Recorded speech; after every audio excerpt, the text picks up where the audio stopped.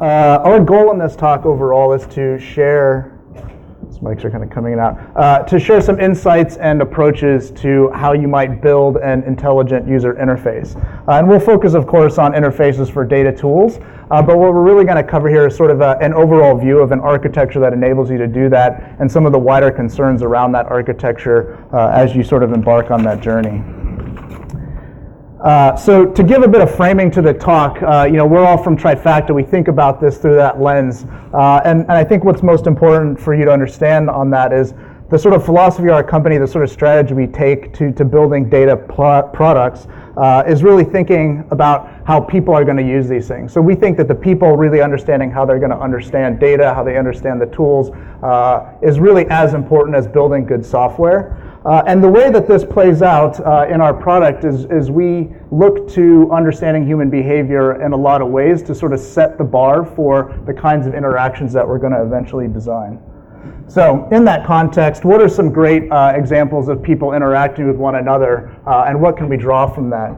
So, a good example, I think, is, people working together on some big collective project, or people playing music together, right? Especially improvised music, where you're really sort of playing off one another. Or the opportunity to learn something from someone, some kind of mentorship experience. Or a great conversation with an old friend. And what all these things have in common, I think what makes these interactions great are really the insights that we want to bring to bear in our sort of software development ideology. So really there's four things here that I want to call out. The first is some notion of a shared objective, that you're actually working constructively, collectively, collaboratively with the other players, right? And eventually we'll talk about how this looks when it's a person and a computer, but this plays out definitely in the case where it's people working together. The second thing that we really see that's intrinsic to these great experiences, some notion of coordination, and really that's more of a micro analysis of what's happening. It's in the flow of the interaction, people feel like everyone's listening to one another and responding appropriately. The third is some notion of growth, and this is that, a sense that you've left that interaction with something more than what you showed up with. And in some cases, that's just great memories, but in other cases, it's something you've learned or a new insight or a new path forward, something you didn't have before. And then finally, I think what underpins all these interactions is some notion of common ground. So everyone shows up with a set of shared references that they can build from and leverage in that interaction. And so these elements we think that you can distill out of good human interaction is something that we need to bring to bear in human-computer interaction. So sort of shifting gears a little bit, how do these sort of principles play out when we think about great experiences with computers or application interfaces? So here's an example, one we often bring up is the Google search interface. So you're trying to find some information, Google is actually trying to help you find it too, so you have that shared objective. There are many elements at play here, things like the autocomplete, the pre-visualization of results, these stylized info card designs. All these elements are brought to bear in this interaction to demonstrate some coordination between you and the interface, right? So from a few characters that you type, Google is building up quite a bit of infrastructure to show you what might be a good response to that. Those same elements, the type ahead, the sort of pre-rendering of results, these info cards also give you enough feedback to where you can start to play around in this interface. And it's through that trial and error process that people actually grow and become better searchers of information. And in terms of common ground, underlying what their technology does is essentially language, right? And the commonality, the statistical commonality is in language. The fact that people tend to refer to the same things in the world with the same words is the underpinning that allows that common ground to be built between the user and this interface. So another example that we like, a good IDE, right? So this is a place where software developers come to get work done, and the interface is actually there to help you do that, right? Again, shared objective. And things like autocomplete, auto code generation, very smart indexing, like you're seeing here to do search across your code base, previewing or rendering of errors and messages that you're likely to hit downstream once you compile and run. All these sorts of things, again, give you that sense of coordination when you're interacting with this interface. Also give you the same feedback loop to start to become a better software developer. And underlying this, you have, in some sense, a micro world that's very closed, right? You have syntactic constraints on what can be written and said that will be interpretable, and those syntactic constraints give you very good feedback on what's going to work and what's not. Plus, you have access to the whole code base. So in some sense, the IDE has an ability to build up an understanding of the world that you're living in as you're developing these things. So shifting gears a little bit and coming back to sort of the theme here at Strata, obviously, is, well, how does this look for tools and platforms that are oriented around data? And I think the hallmark characteristics that we see in this space that differentiate a little bit from a lot of the other human-computer interactions out there are, first, that the action space is very, very large, right? I mean, think of all the things you can do with data. The fact that we have so many different flavors of, computation and interaction around data sort of just illustrates that.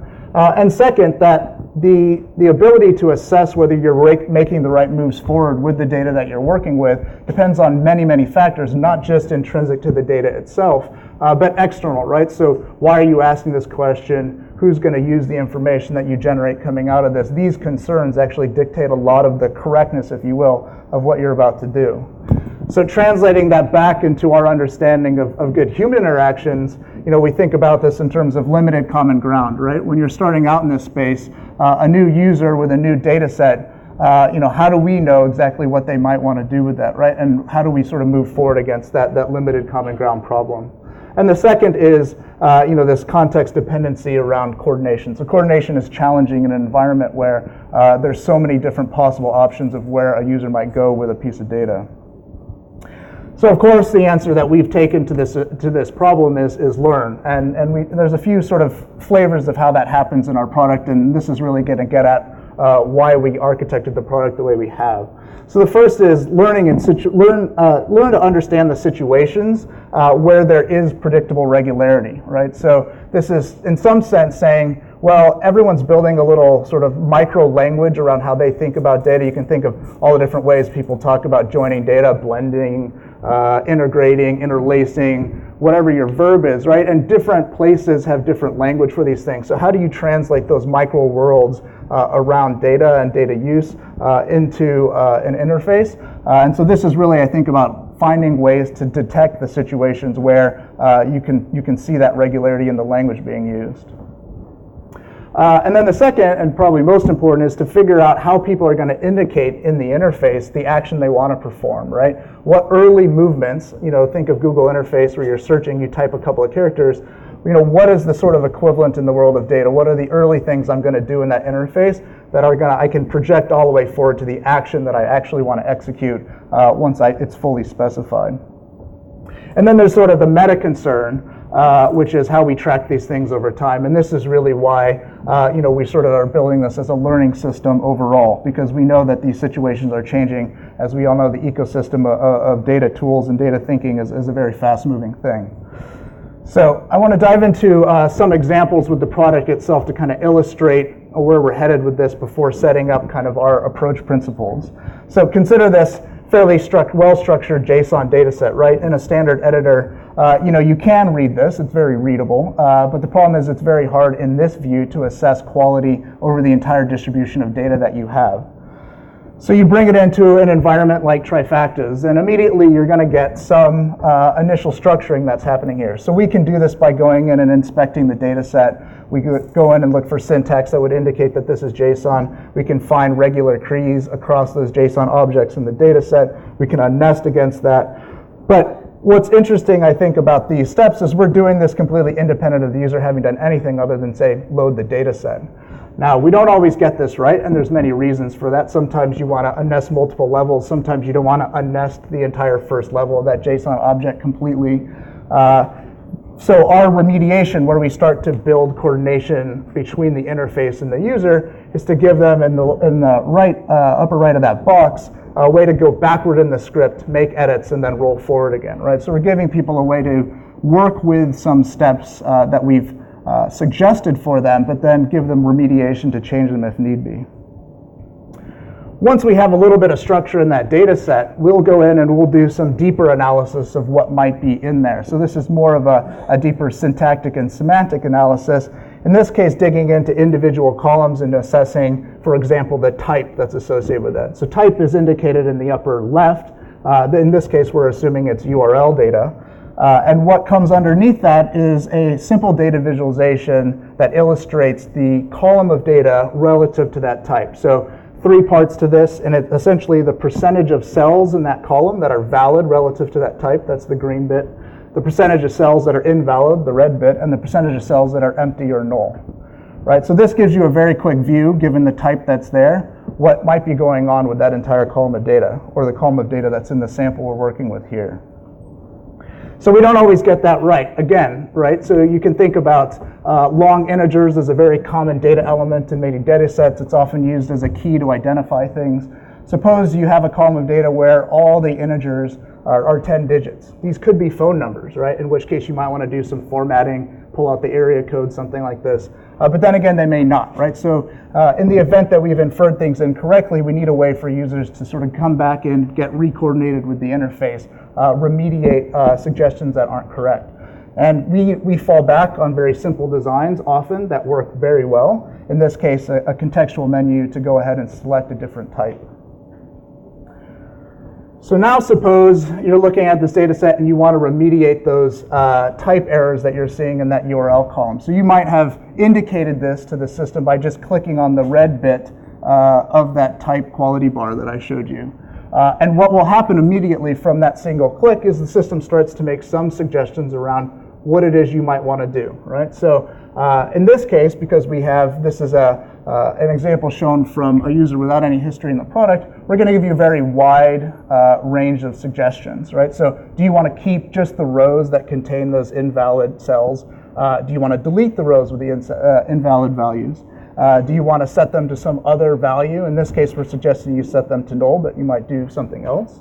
Or actually derive a new column, which is an indicator variable column, indicating which cells were valid or not, right? So you don't want to destroy the original data or mutate the data set. You simply want to augment it with additional meta information.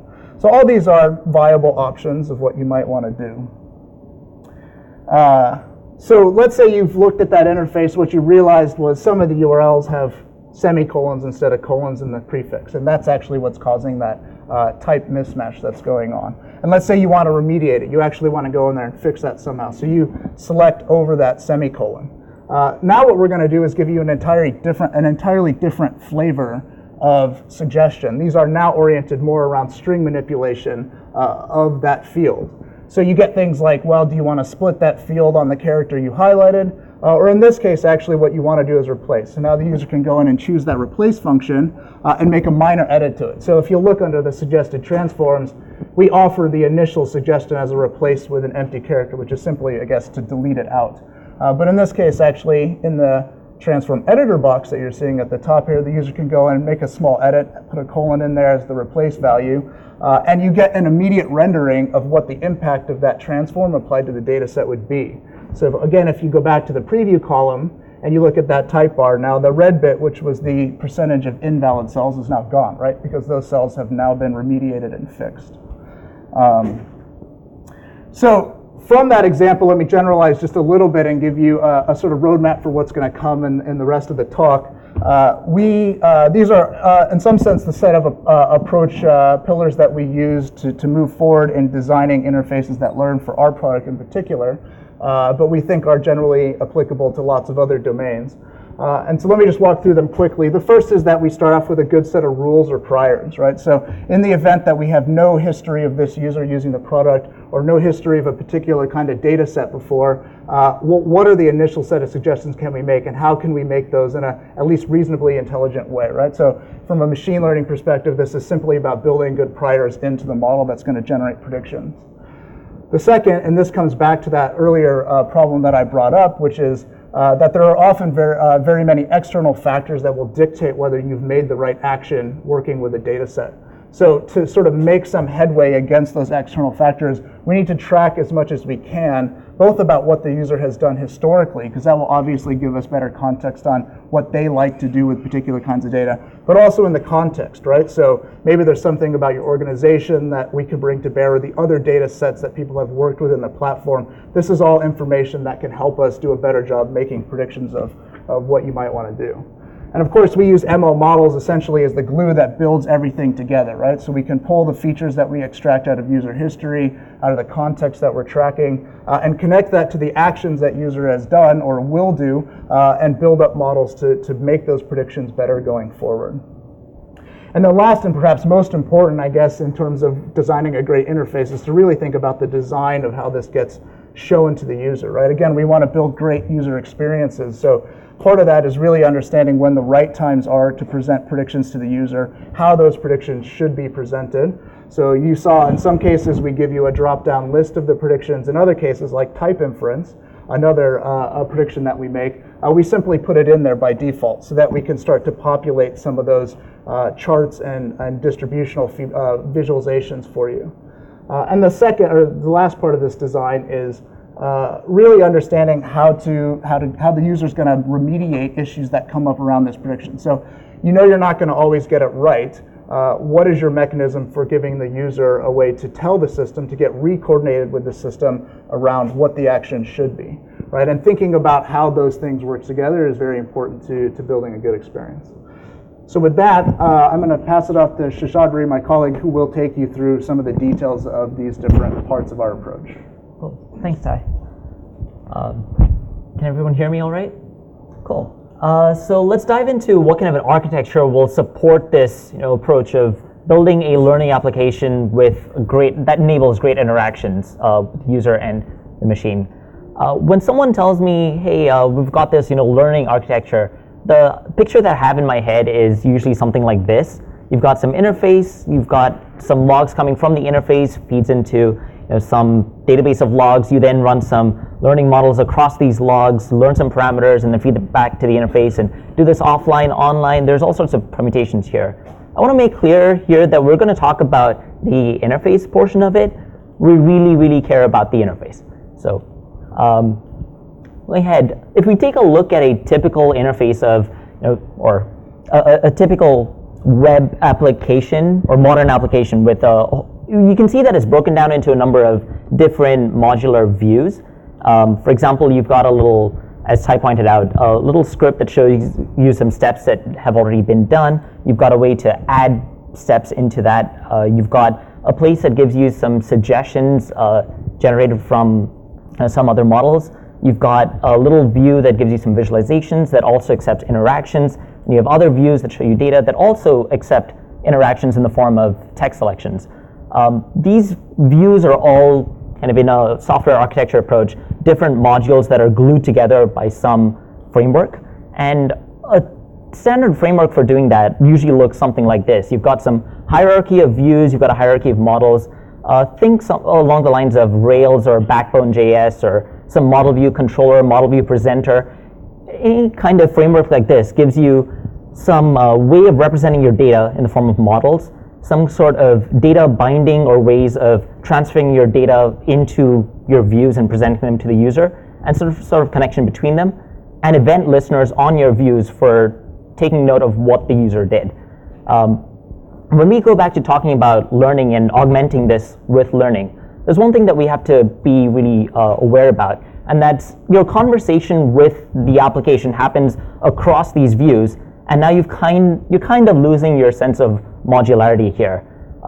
The models that you have for learning also need to acknowledge this cross-view interaction, and the data that they're driven on is kind of constrained by time, in that the recency of the data that they see builds up the context. So we extend this kind of model view architecture with a learning coordinator that kind of cuts across different views and knows what's happening in a bunch of different places at once. This then connects to your learning models. When we talk about your machine learning models, what kinds of models might you have? One of the problems that you're going to have really early on when just creating this kind of a system is you don't have a whole lot of training data to go off of. So once your user does a text selection, what should happen after that point? It's really difficult to get that right, first off, if you have little training data. So we want to use some models that have some machine learning models with very easily adjustable, straightforward, maintainable priors. linear models and decision trees end up being nice choices here, where you can easily adjust some parameters. If a type inference was done incorrectly, then you need to go back and be able to tweak that to get that right at first. The other thing you could do is find a better way of representing your action space. And to give you an example of what I mean by this, which of these would you rather read, the right or the left? I'm guessing it's going to be the left. This gives you, having regular expressions expressed as patterns in this example gives you a better way of traversing the action space of regular expressions, which is a gigantic action space, as Ty referred to. And it also kind of helps the user. It's a lot easier to read what's on the left and understand what's going on. The other thing the learning coordinator needs to do is listen for triggers for predictions, pass that over to the machine learning models, and then return usually lists of suggestions. And there are a number of things you can do with the result suggestions. You could go ahead and proactively act on the first suggestion, easing the burden on the user so that they don't have to keep acknowledging that something has happened and moving on with it. You can then do other things like display visualizations based on those inferred suggestions, so those proactively chosen ones. Or if the action space is large, generate a list of suggestions, show them to the user, and have them pick. And this usually enables ranking and high recall. The other really important thing, though, whichever method you pick, is to give the user a way to remediate or rectify the suggestions that have been generated. And to give you an example, let's say we have our column of 10-digit numbers that have been mistakenly recognized as phone numbers. We can see we should be a little smarter about this. There are a few invalid phone numbers as recognized by the software. But assuming that this inference has been chosen, give the user a way to figure out what other types there are in the system, select one of those types and override that, and then give them some kind of a way to show them that their input has been acknowledged and changed the interpretation of the data.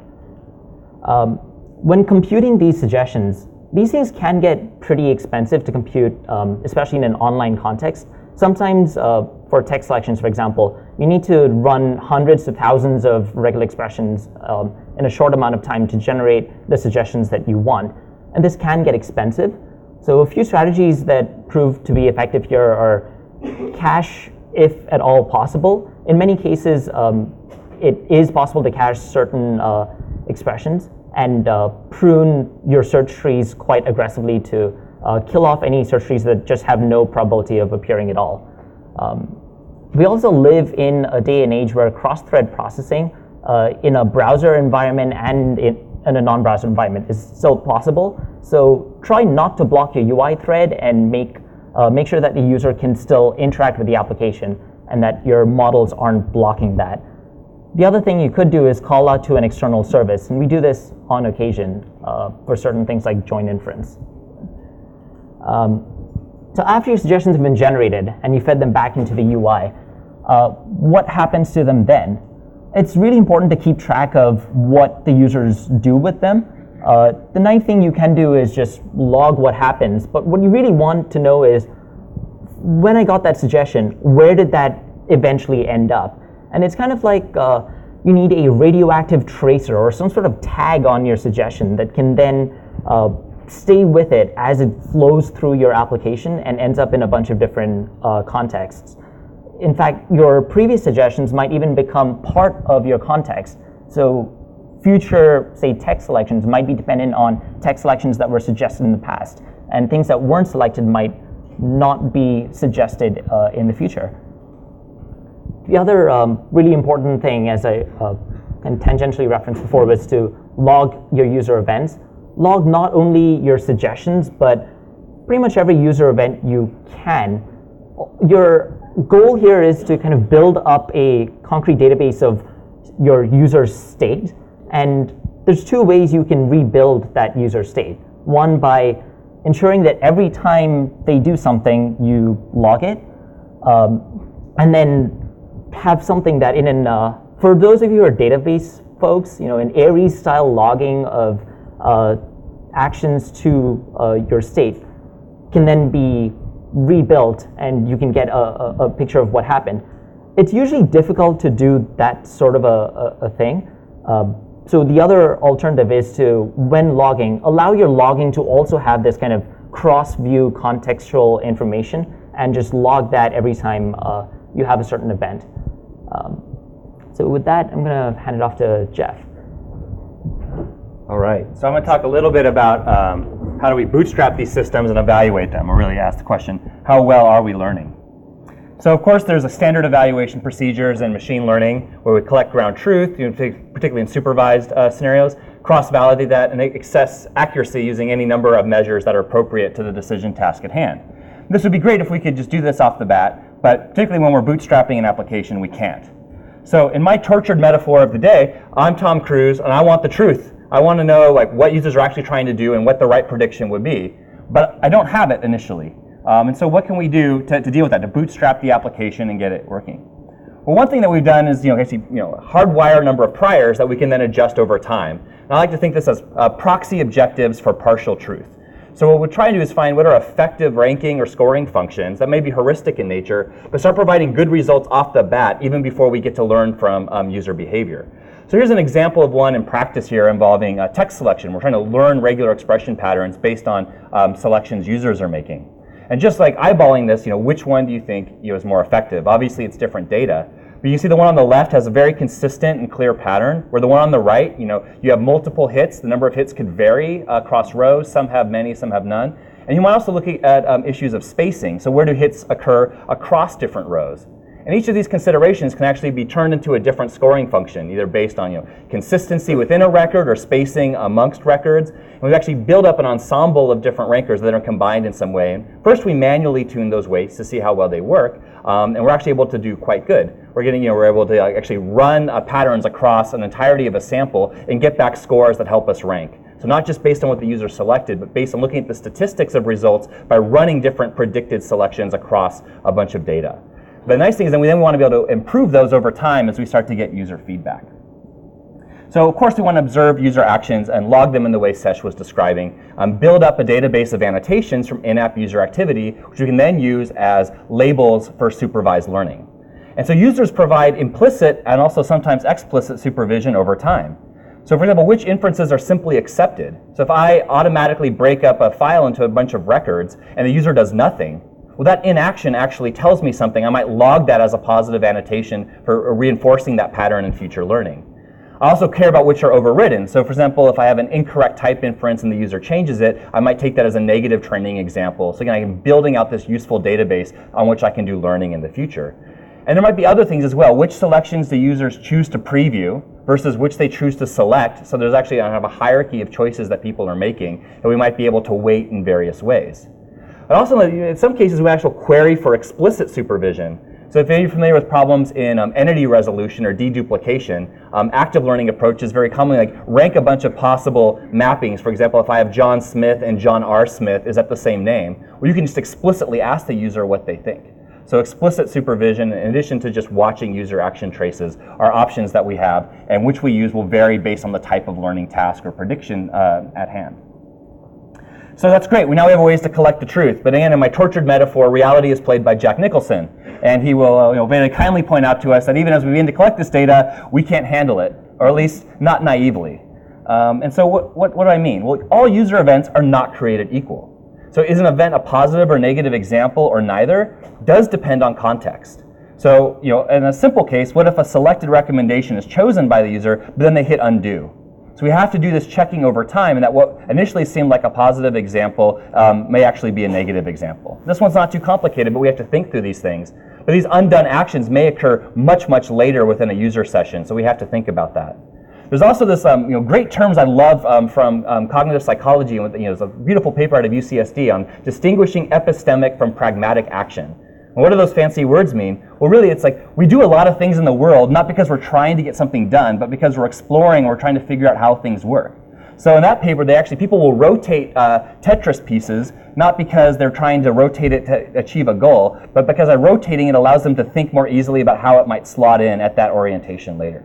So are users exploring? Are they selecting things in the UI to see what might happen, help them form a plan, or are they actually trying to execute that plan? And I don't have a crisp answer for this, but thinking about what users are actually doing, complicates and also gives us new insights into how we might try and build out annotations from user actions.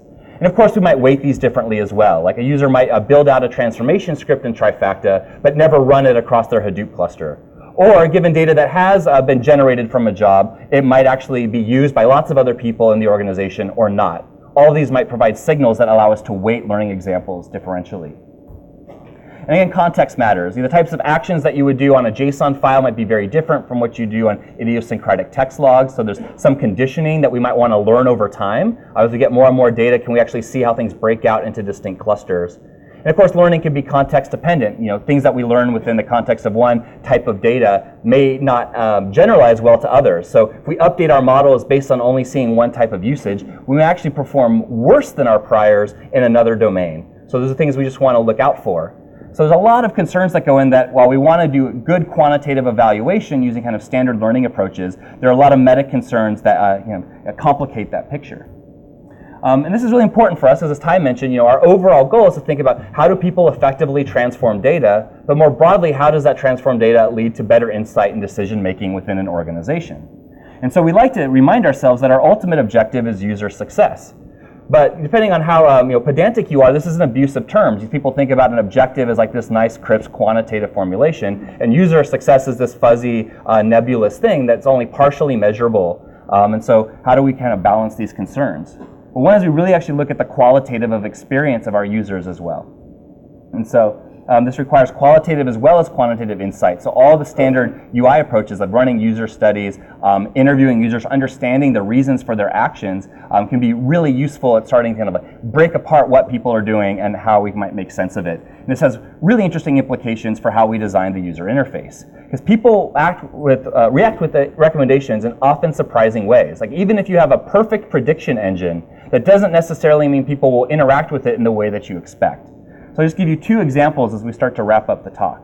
One comes from Ty's experience, so I stole this from Ty, thank you. He used to work as a data scientist at Facebook. And if any of you are Facebook users, you've probably seen user interfaces like this, right, where Facebook is asking you to provide some information to flesh out your profile. And the reason that Facebook wants to do this, there are many, but one important one is that by collecting this data, they can make better recommendations in a variety of contexts throughout their product. And so there's an interesting art to how do you best design this user interface to get people to respond and provide high quality data. And almost by chance, one of the things that Ty and his crew found was that when a bad recommendation was included along with good recommendations, people were more likely to respond and they gave higher accuracy responses.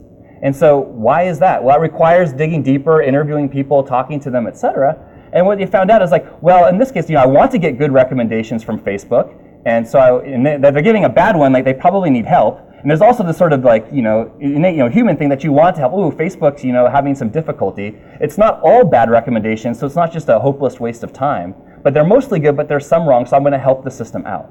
So there's these different motivations that people can, both personal and kind of social, that come into play that you might not ever think about otherwise. The other example comes from our early experiences. Prior to Trifacta, our product was explored in a research project called Data Wrangler by Sean Kendall, Joe Hallerstein, and myself. And along the way, we tried to think about, in addition to responding to user input, are there certain recommendations we might make automatically just by analyzing the data set? So by having some sense of shared objective, for example, if I make an assumption that you're trying to get nice, clean relational data, then I might help analyze the data, see what steps might get us closer to that goal, and suggest those automatically without user input. So for example, here was the old Wrangler user interface, and you see here we have a cross-tabulation, right? So this is spreadsheet data, but really it's all this data here is of the same type. It's in a matrix format as opposed to a standard database table. So we might want to reshape the data in response to this. But it turns out people often have a hard time reasoning about it because that's a very complicated operation where you're basically churning the entire organization of the table. But it turns out computers are actually really good at identifying the situation, and we could provide suggestions automatically without any user input. So great, would people just use these and run away with it? And skip this complicated step and move on with their analysis? Well, actually, we found in user studies, no. And there's multiple reasons. In some cases, people just didn't even think to look at it. So there's almost like a change blindness issue. But in other cases, people saw it and they're like, that's okay, I'd like to get this started on my own. So many users have this sense of personal agency, or what in psychology terms is called the locus of control, that actually change how they react to different software. So we would show this, and then I could get a great suggestion right away and fold my data and move forward. But instead, people would go and do some other action in the UI, say click this column, get other suggestions that were actually not helpful to them because they had skipped the one that was actually what they probably wanted to do. And so this got us thinking, well, what if we be a little bit sneaky? So all of these recommendations were based on user input. What if we take the top ranked suggestions that were not based on user input and just inject them in as well? So then in this case, we can update our suggestions. So even though this has no tie to the user's input, we have a strong prior belief that this might be a good transformation to do, so we suggest it anyway. And the effect was kind of astounding. So people then started using it. So this is great. The user interface is so smart, and it responded to me. Wow, I really wish it had shown that to me earlier, right? And so they just, in that instance, they just kind of skip right ahead because they wanted to drive the UI themselves. So again, even having good predictions doesn't mean you're going to have successful prediction-based, or smart learning user interfaces. And so, to conclude, what we've covered today is that we believe a judicious blend, and it must be judicious because to get it wrong has high cost, of interface design and machine learning promises to help foster great interactions. And Asesh talked about, some architectural changes are necessary in order to orchestrate that interaction, recommendation, and feedback in a productive manner. And I hope, as I've illustrated, some pitfalls do abound. Intelligent UIs must establish the right common ground and coordination or get out of the way. And so I think there's exciting challenges. We're only beginning to scratch the surface ourselves at Trifacta and really learning how to learn and bridging the goals of kind of traditional machine learning methodologies with the tenets of really human-centered design. And so again, the ultimate objective is user success. And so that's kind of our beacon that we try and follow. So with that, we'd like to wrap up, and we'd be happy to take any questions that you might have. Thanks.